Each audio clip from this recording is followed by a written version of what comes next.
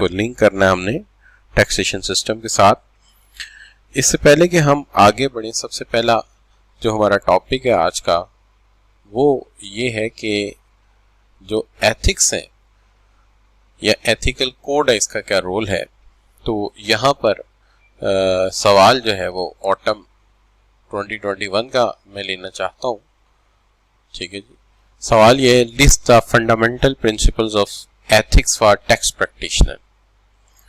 ऐसा करें, fundamental principles जो है ना वो लिस्ट कर दें एक टैक्स प्रैक्टिशनर के लिए। Also describe one of the principal, और एक प्रिंसिपल को आप एक्सप्लेन करते हैं। सवाल इतना ही है कि लिस्ट करें। लिस्ट जाहिर है ये बेसिकली 5 हैं, तो आपको लिस्ट 5 करने पड़ेंगे। 5 कौन कौन से हैं? इंटेग्रिटी है, ऑब्जेक्टिविटी है, कॉन्फिडेंशियलिटी है, professional competence and due care है, और प्रोफेशनल बिहेवियर है। यानी लिस्ट 5 को करेंगे और एक्सप्लेन सिर्फ एक को करेंगे। लेकिन हम चूंकि यहाँ स्टडी कर रहे हैं, पढ़ रहे हैं, इसलिए हम 5 को ही लिस्ट करेंगे और 5 को ही एक्सप्लेन करेंगे। सवाल की रिक्वायरमेंट है कि पहले जो है लिस्ट बनाए 5 की, और फिर 5 की लिस्ट बनाने के बाद एक को एक्सप्लेन करें। तो सवाल की जो तकसीम है वो ये बताती है, जहाँ डॉट आ जाए थ्योरी में, जहाँ एंड आ जाए, ठीक है, जहाँ आमतौर पे ब्रेक आ जाए बीच में, तो सवाल के 2 पार्ट बन जाते हैं और दोनों पार्ट्स के नंबर अलग-अलग होते हैं। ये जहन में रखना चाहिए। जैसे ये सवाल जो है ये साफ बता रहा है कि list of fundamental principles of ethics जो है इसके 2 मार्क्स होंगे अलग से, और एक हेडिंग को एक्सप्लेन जो करने के लिए कह रहा है उसके 2 नंबर अलग रखे होंगे। इस तरह ये 2 नंबर अलग उसने कॉस्ट किए होंगे आपके लिए। बहरहाल आगे बढ़ते देखते हैं। सबसे पहली बात करते हैं, इंटेग्रिटी क्या चीज है। देखिए, इंटेग्रिटी का मतलब बुनियादी तौर पे ये होता है कि इंसान जो है वो ईमानदार हो, ऑनेस्ट हो, ईमानदार हो। लेकिन यहां ईमानदारी का मतलब बिल्कुल सीधा और स्ट्रेट है कि आप ईमानदारी के एतबार से स्ट्रेट फॉरवर्ड हो, प्रोफेशनल बिजनेस एटीट्यूड के साथ। स्ट्रेट फॉरवर्ड का मतलब ये है कि आप बात जो है वो बिल्कुल सादा और सीधी बात करें, स्ट्रेट बात करें। इसकी आपकी बात में कोई झोल नहीं होना चाहिए, आपकी बात में कोई जो है वो किसी किस्म का हिडन इंफॉर्मेशन नहीं होनी चाहिए। आप ईमानदारी के साथ सच्चाई वाली बात साफ बयान करें। यानी सच्चाई वाली बात साफ बयान करें। आपकी बात में कुछ भी छुपाने की कोशिश नहीं होनी चाहिए। सो must act honestly with integrity. अच्छा, अब इसके लिए एक मिसाल देते हैं, इससे बात समझ आ जाए। अभी तक क्या बात समझ आई है कि एज अ टैक्स प्रैक्टिशनर आप सच्ची बात करें और सीधी बात करें, अब से मिसाल ले लें। मिसाल चले हम फील्ड से हटके भी दे सकते हैं। मिसाल ये, आप एक इंडिविजुअल का इंटरव्यू कर रहे हैं, ठीक है, इंडिविजुअल इंटरव्यू देने आया है, वो जॉब फौरन चाहता है, जाहिर है उसके घर की जरूरत है, वो चाहता है जॉब फौरन मिल जाए। कि जैसे ये महीना है जी, इस वक्त अप्रैल है, वो चाहता है 1 मई से या 4 मई से मेरी ज्वाइनिंग हो जाए ताकि मेरे घर के खर्चे चलें। आपकी अपनी एक टैक्स फर्म है और आप इंटरव्यू लेते हैं, और इंटरव्यू लेते हुए आपको पता है कि जिस प्रोजेक्ट के लिए आप इंटरव्यू ले रहे हैं वो प्रोजेक्ट जो है वो अक्टूबर से पहले शुरू होने वाला नहीं है। लेकिन आप बजाय इसके उसे सच बताएं कि प्रोजेक्ट अक्टूबर से पहले शुरू नहीं होगा, आप बात को छुपा रहे हैं। हाँ, हम प्रोसेस कर रहे हैं, हम इंटरव्यू कर रहे हैं आप लोगों का, बस ये बहुत जल्दी हम आपको अपॉइंटमेंट लेटर दे देंगे।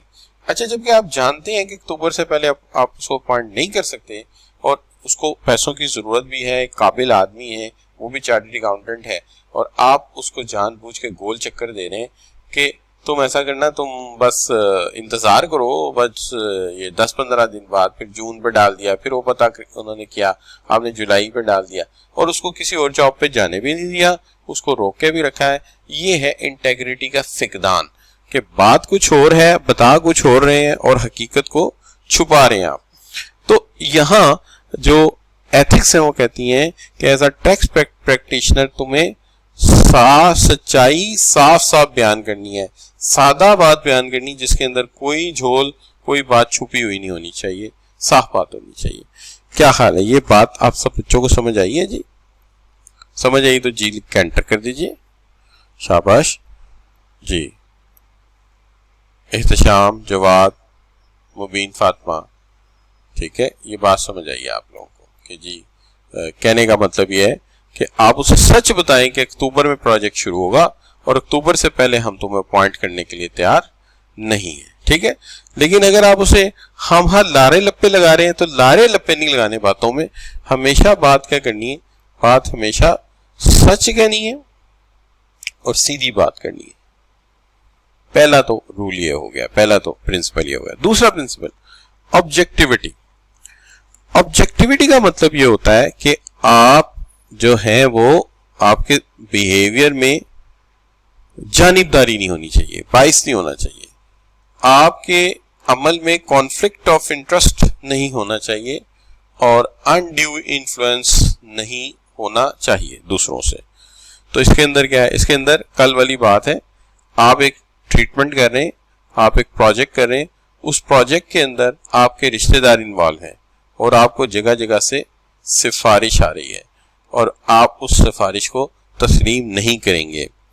कहने का मतलब ये है, आप कोई ऐसी असाइनमेंट कर रहे हैं जिसमें जो गलती है वो एक ऐसे बंदे की निकल आई जो आपका क्लास फेलो रहा है, जो आपका दोस्त रहा है, और आप उस गलती को छुपा रहे हैं और उसको किसी और तरह से ट्रीट कर रहे हैं और उसका खर्चा एक्स्ट्रा जाके पड़ रहा है आपके क्लाइंट को, तो ये गलत बात है।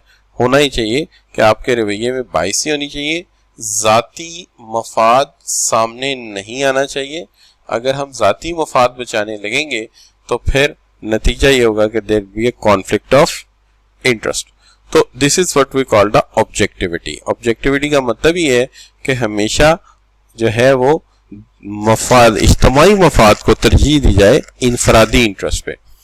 तो लिहाजा सिफारिश एक्सेप्ट नहीं होनी चाहिए, जाती तौर पे कोई फायदा नहीं होना चाहिए और आपका रवैया बिल्कुल बामकसद होना चाहिए और मकसद पर फोकस होना चाहिए और कुछ भी नहीं होना चाहिए। और इसके अंदर आपकी कोई जाती अनाद, कोई जाती चॉइस या सिफारिश शामिल नहीं होनी चाहिए। क्या हाल है, ये बात भी क्लियर है जी? जी बच्चों, जी जवाद, वसूल, एहतशाम, क्या ख्याल है?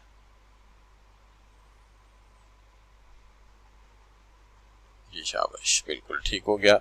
तो यहां तक बात हमें समझ आ गई कि हमारी जात इन्वॉल्व नहीं होनी चाहिए हमारे मामलात में। चलिए आगे चलते हैं बच्चों। अब आगे बात कॉन्फिडेंशियलिटी। ये बिल्कुल सिंपल सा पॉइंट है। क्लाइंट की बहुत सारी बातें हमें पता होती हैं, प्रोजेक्ट क्या कर रहा है, कहां से पैसे कमा रहा है, ये सब इंफॉर्मेशन उसकी सीक्रेट इंफॉर्मेशन है, ये उसकी ऑब्जेक्ट की पर्सनल इंफॉर्मेशन है। तो क्लाइंट की इंफॉर्मेशन को डिस्क्लोज नहीं करना चाहिए और उर्दू में आसानी से क्या कह सकते हैं, राज फाश नहीं करने चाहिए, राज फाश नहीं करने चाहिए। अगर आप दूसरों के राज फाश करेंगे तो अल्टीमेटली आप एक अच्छे अकाउंटेंट कैसे बन सकते हैं, एक अच्छे टैक्स प्रैक्टिशनर कैसे बन सकते हैं। लिहाजा हम किसी की बात भी अपने तक रखेंगे, चूंकि वो हमारा क्लाइंट है, क्लाइंट ने जाहिर हमें बतानी है क्योंकि उसकी सिचुएशन है, but will not express in front of others, ठीक है। और वो ऐसी मालूमात किसी को मिल जाए जिससे कोई थर्ड पार्टी बेनिफिट ले सकती है, तो ये बहुत गलत बात होगी, हमें इसकी इजाजत नहीं है। आगे चलते हैं, professional behaviour and due care.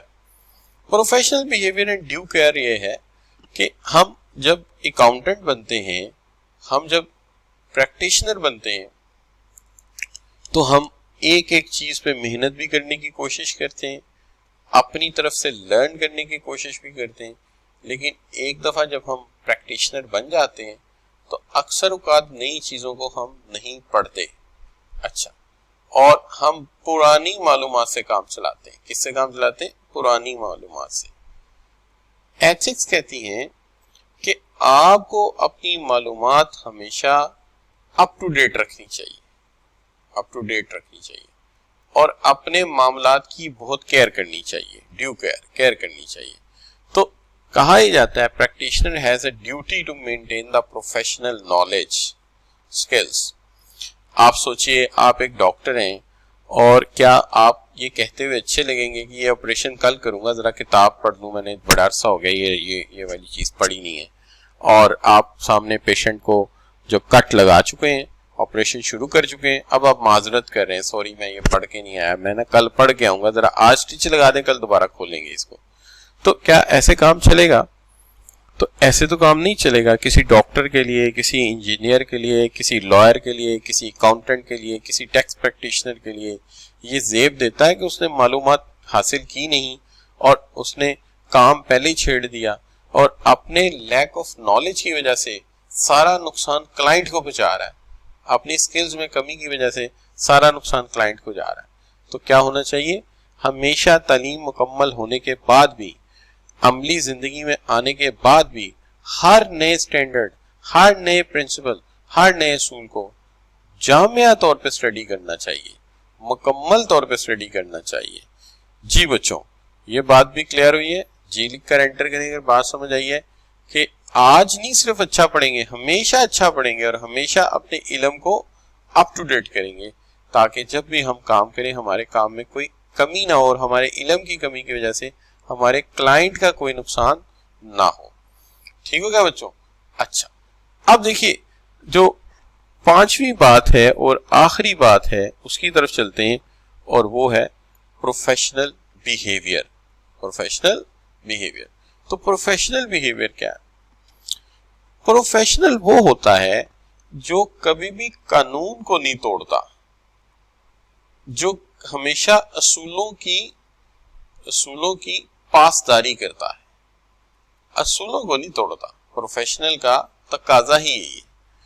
ठीक है, यानी एक प्रोफेशनल इंसान सिग्नल नहीं तोड़ेगा, ट्रैफिक सिग्नल नहीं तोड़ेगा, एक प्रोफेशनल इंसान कभी कानून को वायलेट नहीं करेगा और हमेशा रिस्पेक्ट फॉर द लॉ, उसके दिल में एक रिस्पेक्ट फॉर लॉ होगी कि ये बनाया गया है इज्तिमाई मफाद के लिए, इससे हम इसकी इज्जत करते हैं। तो लिहाजा प्रैक्टिशनर कभी लॉज को क्या करेगा? Should not avoid action which discredit professions, यानी वो लॉज को और रेगुलेशन को कभी भी अवॉइड नहीं इस अंदाज से करेगा जो उसके प्रोफेशन को डिस्क्रेडिट करते हैं, उसकी रिस्पेक्ट कम करते हैं, उसकी तस्हीक करते हैं। तो कोड ऑफ एथिक्स जो है प्रैक्टिस के लिए रखा गया है, वो हमेशा इसको मानेगा और कभी भी ऐसा नहीं करेगा कि इस पे कॉम्प्रोमाइज कर ले। लिहाजा हम ये कह सकते हैं कि शुरू से अगर आप देखें तो हम ये कहते हैं सबसे पहली बात वो ईमानदारी से सच बात को बयान करेगा और कोशिश करेगा कि उसके अंदर किसी भी किस्म की जो है वो झोल ना हो, सच बात की, स्ट्रेट बात की, छुपाने वाली बात नहीं की। ऑब्जेक्टिविटी का मकसद ये है कि कभी जाती मफाद को किसी तरह के दबाव में नहीं आएगा, जाती मफाद को तरजीह नहीं देगा और हक बात पे डटा रहेगा। और कॉन्फिडेंशियलिटी का मतलब ये है कि कभी भी अपने क्लाइंट की या अपने प्रोफेशन की मालूमात गैर जरूरी तौर पे लोगों के साथ शेयर नहीं करेगा। हाँ, इसकी तफसील जब लिखी हुई है यहाँ तो नहीं है, कभी कभी लॉ या किसी कोर्ट को जरूरत पड़ गई और कानूनी तकाजे हुए तो फिर वो जज साहब को बता सकता है कि जज साहब ये मामला किसी का जाती है, आप रिपोर्टर्स को और आप पब्लिक को बाहर निकाल दें, मैं आपको फिर बता सकता हूँ। वो भी किसके लिए? रूल ऑफ लॉ के लिए। अदरवाइज मैं अपने क्लाइंट की बात किसी को नहीं बताऊंगा। तो लिहाजा ये कॉन्फिडेंशियलिटी का तकाजा है। सिर्फ एक सूरत है जब कॉन्स्टिट्यूशन ऑफ पाकिस्तान की मदद की जरूरत पड़े, वहां आप बता सकते हैं, लेकिन सिर्फ जज को बता सकते हैं, आवाम को नहीं बता सकते। उसके बाद प्रोफेशनल कॉम्पिटेंस है कि आप हमेशा नए असूलों को सीखते रहेंगे, उनके ऊपर मजीद ग्रिप करेंगे, नॉलेज को इन्हांस करेंगे और अपने इल्म की कमी की वजह से क्लाइंट का नुकसान नहीं करेंगे, अपना इल्म हमेशा अपडेट रखेंगे। और आखिरी बात यह कि आपके बिहेवियर प्रोफेशनल होगा और आप प्रोफेशनल बिहेवियर में असूलों की पासदारी करेंगे और हमेशा अपने आप को असूलों का पाबंद करेंगे। क्लियर जी? तो अब यहाँ पे एक फाइनल जी की जरूरत पड़ेगी कि वाकई हमें ये सारी चीजों की समझ आ गई है, जवाद है, मुबीन है, ठीक है, सब बच्चे ठीक हो गया जी। तो अब यहाँ तक हमें बात समझ आ गई, लेकिन इसका जो आगे भी सवाल आने का चांस है वो यही है कि लिस्ट 5 कराएगा, एक्सप्लेन 1 या 2 ही कराएगा। क्योंकि इतनी लंबी डिटेल के लिए नंबर देने के लिए उसके पास इतने सारे नंबर नहीं होंगे। चलिए आगे हम 3 बेहतरीन एथिकल रूल्स की बात करते हैं। ये एथिकल रूल्स जो है 3 हैं, जिसके अंदर सबसे पहला है यूटिलिटेरियनिज्म, और फिर आता है डेंटोलॉजी, और फिर आता है वर्च्यू, और फिर हमने इसको टैक्स से रिलेट करना है। सबसे पहले एक एक असूल पे बात करते हैं। यूटिलिटेरियनिज्म क्या है? यूटिलिटेरियनिज्म का सिंपल मतलब ये है कि जब दो पार्टीज आमने सामने आ जाएं, ए और बी, और दोनों को देखना है कि किसके लिए हम काम करें, लेकिन अगर हम ए का भला करते हैं तो बी का नुकसान है, और अगर बी का भला करते हैं तो ए का नुकसान है। कभी कभी ऐसा हो जाता है। जैसे यूं समझ लीजिए कि मैं कलमा चौक का ब्रिज बना रहा हूं। क्या बना रहा हूं? कलमा चौक का ब्रिज बना रहा हूं। ये ब्रिज बन गया, ठीक है, लेकिन इस ब्रिज में बहुत सारे लोगों का फायदा है, लेकिन कुछ लोगों का नुकसान भी है। सवाल ये है, इस ब्रिज के बनने से कितने लोगों को फायदा है? तो आप कहेंगे इससे तकरीबन रोजाना के जो है वो 4 लाख लोग गुजर कर जाएंगे, तो 4 लाख लोगों का फायदा है। लेकिन तकरीबन इस साइड पे जो हॉस्पिटल है वहां 200 लोगों की पार्किंग का नुकसान होएगा, और इस साइड पे तकरीबन 4 से 5 बिल्डिंग्स का नुकसान होगा, जो कि तकरीबन 50 लोग इफेक्ट होंगे। तो 250 का नुकसान है और 4 लाख का फायदा है। तो एथिक्स ये कहती है कि ऐसी सूरत में आपको वो अमल करना चाहिए जिसको कहते हैं ग्रेटेस्ट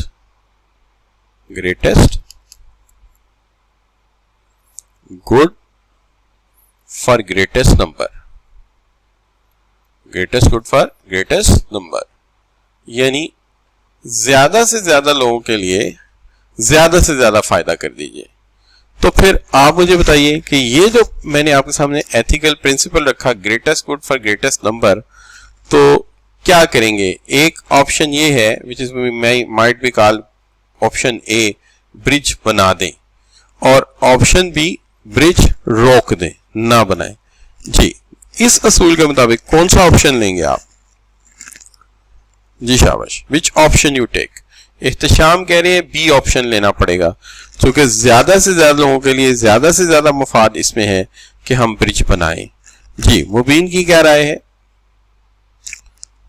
ठीक है, जवाद की क्या राय है? शाबाश, सेम, बिल्कुल ठीक है। तो यही ओपिनियन होनी चाहिए। यही प्रिंसिपल कहता है कि जब मफाद टकरा जाए ए और बी पार्टी का, ए का भला करने जाए बी का नुकसान होता है, बी का भला करने जाए ए का नुकसान होता है, तो फिर तुम वो ऑप्शन लो जिसमें ज्यादा से ज्यादा लोगों का ज्यादा से ज्यादा फायदा हो। तो which tells us aim for greatest happiness to across the population, ज्यादा से ज्यादा खुशी आबादी को मिले। ठीक है, happiness is a satisfaction over desire, यानी ज्यादा लोगों की डिजायर। इस हवाले से मैं टैक्स में जाता हूं।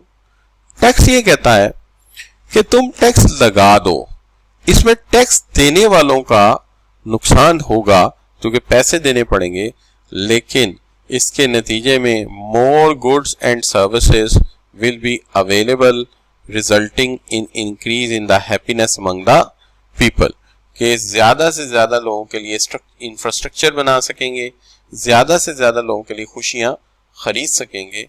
तो लिहाजा कुर्बानी मांगकर हम अमीरों से पैसा ले लेते हैं जबरदस्ती, लेकिन उससे दौलत की मुसावियाना तकसीम होती है जिससे मुआशरे में खुशियां बढ़ती हैं। तो लिहाजा उनसे ये कुर्बानी मांग ली गई, तो जो टैक्स देने वाले अमारा थे, अमीर लोग थे, उनका नुकसान हुआ, उन्हें पैसा देना पड़ा, लेकिन इज्तमाई तौर पे आबादी के लिए हमने क्या खरीद ली? छोटी छोटी खुशियां, जैसे मेडिकल, उनके बच्चों के लिए स्कूल, उनके चलने के लिए बागात और सर्विसेज। तो लिहाजा हमने नेकी का काम किया है कि इस एक आदमी को भले थोड़ा नाराज कर दिया, लेकिन एक आबादी के बड़े हिस्से को खुशियां खरीद कर दे दी। So this is what we call the utilitarianism, यानी greatest good for greatest number. जी बच्चों, इस बात की समझ आई है हमें जी। मुबीन, इख्तिशाम, जवाद, बिल्कुल ठीक हो गया। तो ये बात हमें समझ आई है कि हमने थोड़े से लोगों की कुर्बानी मांग के बहुत ज्यादा लोगों का फायदा कर दिया है। अब आगे आ जाते हैं डेंटोलॉजी। अच्छा, डेंटोलॉजी जो है एक्चुअली ये सेकंड स्टेज ऑफ थ्योरी है। असल में यहां ना दो कम्युनिटीज का आपस में मुकाबला था। एक कहलाते हैं एब्सोल्यूटिस्ट और एक कहलाते हैं रिलेटिविस्ट। तो एब्सोल्यूटिस्ट एंड रिलेटिविस्ट। अच्छा, एब्सोल्यूटिस्ट का कहना यह था कि असूल कभी बदलने नहीं चाहिए, असूल सबके लिए सेम होने चाहिए, सबके लिए एक जैसे होने चाहिए, ठीक है। लेकिन रिलेटिविस्ट का कहना यह था, यानी इनका एब्सोल्यूटिस्ट का कहना यह था कि जी a principle is correct in one situation is correct in all other situation. A principle is correct in one situation is correct in all other situation. एक असूल जो बन गया ना एक सिचुएशन में और वो सही है एक सिचुएशन में, वो फिर हर सिचुएशन में सही है। यानी आपने एक दफा अगर एक चोर के हाथ काट दिए तो बस फिर हर चोर के हाथ काटने चाहिए आपको, इसलिए कि जो असूल आपने बनाया है वो सबके लिए एक जैसा होना चाहिए। लेकिन रिलेटिविस्ट जो थे ना वो इस पे एग्री नहीं करते थे।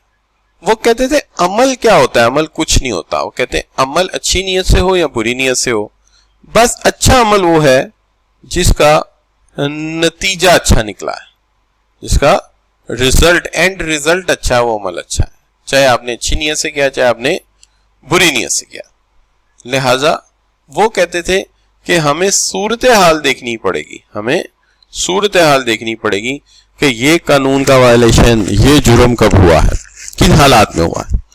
तो यानी वो कहते हैं कि अगर एक बंदा जो है वो फंस गया, सामने वाले ने उसे हर तरह फंसा लिया, उसे जज्बाती कर दिया, वो दिमागी तवाज़ुन खो गया और उसने बंदे का कत्ल कर दिया, तो बस ठीक है, फिर सूरत हाल ऐसी थी, वो बेचारा मजबूर था, उसने कर दिया, लिहाजा आपको सूरत हाल देखनी पड़ेगी। बहरहाल अपनी जगह आर्गूमेंट है उनका, और ये आर्गूमेंट एक लिहाज से काबिल तस्लीम भी है कि जी कहते हैं कि जब क़यामत आएगी और लोगों से जब हिसाब किताब किया जाएगा तो हर बंदे से हिसाब उसके दौर की बुराइयों और उसके दौर की मजबूरियों और हालात के मुताबिक होगा। यानी एक ऐसा दौर जहां सूद से बचना मुमकिन ही नहीं होगा, वहां पर देखना ये पड़ेगा कि इस बंदे ने कितनी कोशिश की बचने की।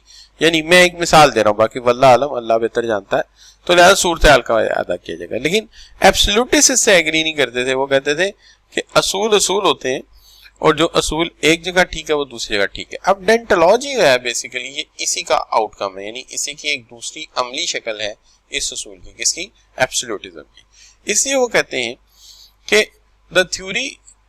the deontology is theory that suggests action are good or bad according to clear set of rules। कि किसी अच्छाई या बुराई का अंदाजा रिजल्ट से नहीं लगाया जाएगा, सेट ऑफ रूल से लगाया जाएगा कि जो असूल सेट कर दिए बस फिर उन्हीं असूलों के मुताबिक चलना पड़ेगा, और जो असूल एक जगह ठीक है वो दूसरी जगह भी ठीक है। And it is normative ethical theory that morality of action should be based on whether that action is itself right or wrong। जो एक्शन किया गया है वो खुद से गलत या सही है, नतीजा उसका जो भी है। तो लिहाजा एब्सोल्यूटिज्म को ही आप दूसरा नाम दे देते हैं डेंटोलॉजी का, कि असूलों पर बात करनी होगी, असूलों की जीत होगी। अगर हालात देखते रहे फिर असूल, कुछ लोग साबित करते रहेंगे कि इन हालात में ये असूल लागू नहीं है, और अगर ये साबित होता रहा तो लोग असूलों को तोड़ते रहेंगे। लिहाजा हमें हर सूरत असूल, प्रिंसिपल, ठीक है जी, और रूल से काम लेना होगा, और इन रूल्स को किसी भी हालत में तोड़ना नहीं चाहिए, इन रूल्स को किसी भी हालत में तोड़ना नहीं चाहिए। ठीक है जी। अच्छा बच्चों, ये बात समझ आई आपको कि वो ये कहते हैं कि जो असूल है वो असूल है, बस वो मानने पड़ेंगे, हालात जो भी हो। क्या हाल है जवाद, इख्तिशाम, मुबीन, सही कह रहे हैं ना? अच्छा, तो ये समझ तो आ गया ना हमें। अच्छा, अब बच्चों बात आ जाती है इसको टेक्स्ट पे कैसे लगाओगे। टेक्स्ट में जब लगाते हैं तो वो कहता है जी कि हर बंदे को क्लियर रूल्स को फॉलो करना होगा, यानी टैक्स का जो लॉ है वो लागू होगा हर एक के ऊपर। और ये नहीं होगा कि ये बंदा जो है बेचारा इसलिए था और इसने इन हालात में बेचारे को लॉ का पता नहीं था। वो कहते हैं लॉ का पता होना तुम्हारी जिम्मेदारी है, कानून है, उसको मानना पड़ेगा। कोई बंदा ये नहीं कह सकता हो जी मैं तो जनाब पहली दफा अमीर हुआ था, मुझे तो ये नहीं। भाई बात ये है जो रूल्स हैं वो तुम्हें पता होने चाहिए और वो हर एक के लिए बराबर हैं।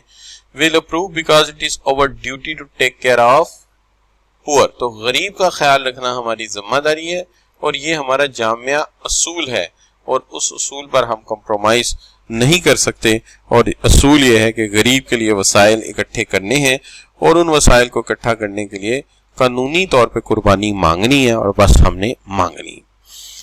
क्लियर बच्चों? तो ये हो गया डेंटोलॉजी। अब तीसरा आ गया क्या जी, एथिकल विर्चू। एथिकल विर्चू ये है कि हम ये कहते हैं, इसको पढ़ लेते हैं। A virtue is a trait और quality that deem to be morally good and thus value as foundation of principle good moral being. हमारा मकसद जो है वो ज्यादा से ज्यादा फलाह है, ज्यादा से ज्यादा फलाह है यानी मॉरल बीइंग है। और हम एक ऐसा मुआशरा डेवलप करना चाहते हैं जिसके अंदर हाई मॉरल स्टैंडर्ड्स हो, हाई मॉरल स्टैंडर्ड्स हो और हर बंदा तमीज कर सके कि हक क्या है और ना हक क्या है, सही क्या है और गलत क्या, सही क्या है और गलत क्या है, इसकी तमीज की जा सके। सही क्या है और गलत क्या है इसकी तमीज की जा सके। तो लिहाजा जब हम ये जानते हैं कि सही और गलत क्या है तो यहां पे हम ये कहते हैं कि हमारा असूल ये है या विर्चू ये कहता है कि हमेशा सच्चाई का साथ दो और गलत को निगेट करो और हमें फौरन हर अमल बताए कि ठीक क्या है और गलत क्या है। तो इस एंगल से देखा जाए तो कहता है will approve the tax because this will enable people to lead prosperous life. ठीक है, और वो यूटिलाइज कर सके अपने टैलेंट को, तालीम हासिल कर सकें, आगे बढ़ सकें और यही हक है, यही सच है, यही ट्रू है। तो जब ये सच है, ट्रू है, तो हमें तमीज होनी चाहिए कि हमने हक का साथ देना है, सच का साथ देना है, गलत का साथ नहीं देना। तो हमें कभी भी टैक्स चोरी नहीं करनी चाहिए, हमें कभी भी टैक्स बचाने की कोशिश नहीं करनी चाहिए, बल्कि हमें जो टैक्स दे रहे हैं एक्चुअली ये इटसेल्फ विर्चू है। हमारा टैक्स देना खुद से एक नेकी है कि हम भलाई को तरजीह दे रहे हैं और हम भलाई के लिए पैसा खर्च कर रहे हैं और यही सच है। और पैसा टैक्स एवेजन करना गलत है, एक तरह से यहाँ गुनाह है, क्योंकि इसकी वजह से हम लोगों के लिए जो है वो प्रॉस्पेरिटी नहीं ला सकेंगे, तरक्की नहीं करवा सकेंगे। क्या हाल है बच्चों, यहां तक बात समझ आई आप सब बच्चों को?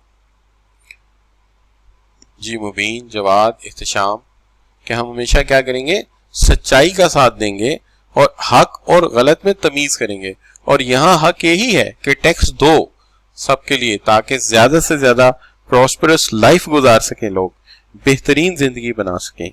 और इन तमाम बातों का कंक्लूजन क्या है कि इन पर चलते चलते हम अपनी इकोनॉमी में एक प्रॉपर इंफ्रास्ट्रक्चर बना सकेंगे। इंफ्रास्ट्रक्चर क्या होता है, इसके लिए मैंने तस्वीर लगाई है, सड़कों का जाल बिछा सकेंगे।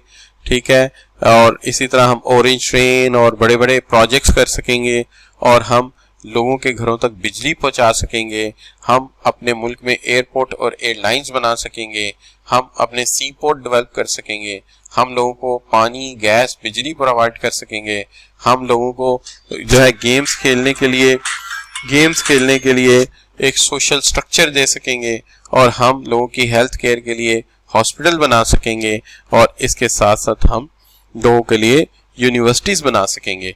और जब हमारे पास ये वसाइल होंगे तो सबसे पहला कंक्लूजन क्या है कि टैक्स देना चाहिए ताकि ये चीजें आवाम के लिए दस्तयाब हो सके। दूसरी बात, it enable state to provide level के प्लेइंग फील्ड टू ऑल, के हमेशा जो है ये वो वसाइल हैं जिससे रियासत जो है इन सारी फील्ड के अंदर काम कर सकेगी, इन सारी फील्ड को तरक्की दे सकेगी, इन सब को डेवलप कर सकेगी। तो लिहाजा ये है इसका कंक्लूजन।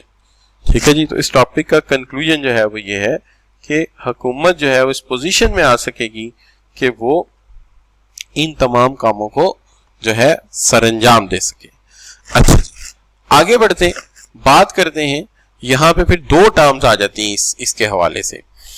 एक टर्म आ जाती है टैक्स अवॉइडेंस और एक टर्म आ जाती है टैक्स अवेजन। टैक्स अवॉइडेंस जो है ये कानून में जायज है, यानी कानून को इस्तेमाल किया जाए और कानून के अंदर जो लूप होल्स हैं उन्हें ही यूज करके क्या किया जाए, टैक्स को बचाया जाए। अच्छा, क्या ऐसे लूप होल होते हैं? जी, ऐसे लूप होल होते हैं। वो एक टैक्स प्रैक्टिशनर बड़ी अच्छी तरह से पहचान सकता है कि ये लूप होल है जहां से टैक्स बच सकता है। जैसे फर्ज करें कि अगर मैं 6 लाख से 12 लाख वाली स्लैब में हूं तो मुझे टैक्स पड़ रहा है 10%। ठीक है, और अगर मैं 12 से ज्यादा पे जाता हूं और 24 तक जाता हूं तो मुझे टैक्स पड़ता है 15%। और मेरी इस साल जो मेरी आमदनी है वो 12.5 है, 12,05,000 सॉरी। तो मेरा प्रैक्टिशनर ये कहता है ये जो 50,000 है ना, इसकी अपने सिक्योरिटी गार्ड को बाइक ले दो। जब तुम बाइक ले दोगे तो ये पैसे निकल जाएंगे, तुम्हारी आमदनी रह जाएगी 12 लाख, तो तुम्हें 15% की बजाय 10% टैक्स देना पड़ेगा, जबकि बाइक भी तुम्हारे पास ही रहेगी। तो लिहाजा ये है जिसको आप कह सकते हैं टैक्स अवॉइडेंस। ये टैक्स अवॉइडेंस है। अच्छा, ये गैर कानूनी नहीं है, गैर इखलाकी कही जा सकती, गैर कानूनी नहीं कही जा सकती। तो टैक्स अवॉइडेंस जो है legal use of tax loss है, यानी हमने टैक्स लॉस का लीगल यूज करते हुए एडवांटेज ले लिया और टैक्स की अमाउंट को रिड्यूस कर दिया, तो ये कानूनन जायज है। ठीक है ना, लेकिन up to the tax payer है कि क्या वो इसके अंदर ये इस्तेमाल करना चाहता है या नहीं करना चाहता।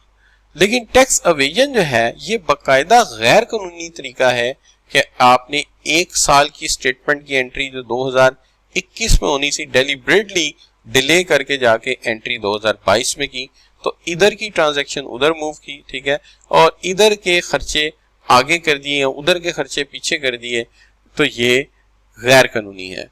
आपने 2 तरह की बुक्स रखी हुई हैं, एक आपकी रियल बुक्स हैं और एक आपकी प्रेजेंटेबल बुक्स हैं, तो लिहाजा ये गैर कानूनी है। तो ये क्या है, कहते हैं tax evasion is an illegal practice. कौन सी प्रैक्टिस? कौन सी प्रैक्टिस? इलीगल प्रैक्टिस, जिसके अंदर हम अनलॉफुली अवॉइड करते हैं टैक्स को, गैर कानूनी हीले बहाने यूज करते हैं।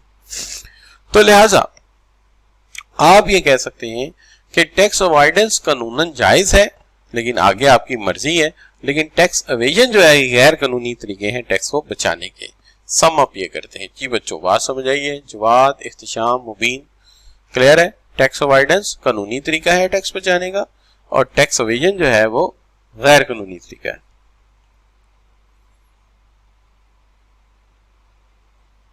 ठीक है जी। अच्छा, अब इसको जब हम उन 3 चीजों से रिलेट करते हैं तो पहली बात है यूटिलिटेरियन कंसर्न। तो यूटिलिटेरियन कंसर्न था एग्रीगेट वेलफेयर, यानी सबकी फलाह। तो might be willing for tax avoidance if tax is avoided, wealth is kept in the private sector, यानी आपके हाथ में रहेगी, means it will not go to the government. तो the utilitarianism says that charging tax will put more burden on the middle class who cannot afford hiring tax lawyers. The dissatisfaction of middle class will be more as compared to the satisfaction achieved by rich. तो कहता है utilitarianism ये कहता है कि अगर tax avoidance सही कर दी जाए तो इसका फायदा सिर्फ अमीर उठा सकेंगे। उसकी वजह उनके पास बड़े बड़े टैक्स लॉयर होंगे और वो ही लूप होल निकाल कर देके इनको फायदा पहुंचाएंगे। और जो मिडिल क्लास है उसके पास चूंकि इतने एक्सपर्ट लॉयर की फैसिलिटीज नहीं होंगी तो उन्हें टैक्स ज्यादा देना पड़ेगा। इस तरह इज्तमाई तौर पर डिससैटिस्फैक्शन फैल जाएगी।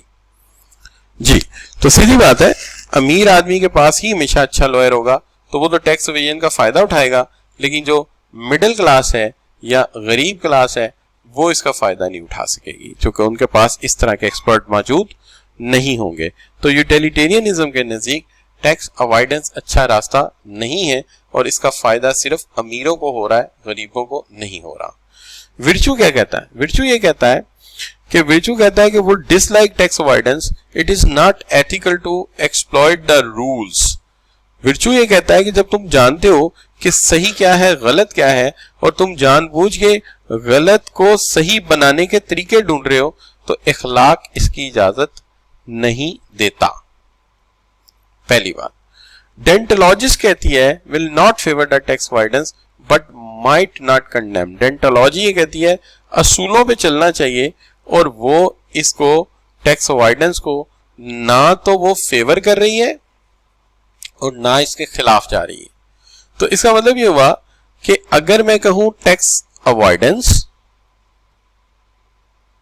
टैक्स एवेजन, तो टैक्स एवेजन, तो जो यूटिलिटेरियनिज्म है वो इसको लाइक नहीं कर रहा। वो कहता है कि इसका फायदा सिर्फ अमीरों को होगा, गरीबों को नहीं होगा, लिहाजा ये नाजायज बात है। तो वो इसको दोनों को ही गलत करार देता है, टैक्स एवेजन को भी, टैक्स अवॉइडेंस को भी।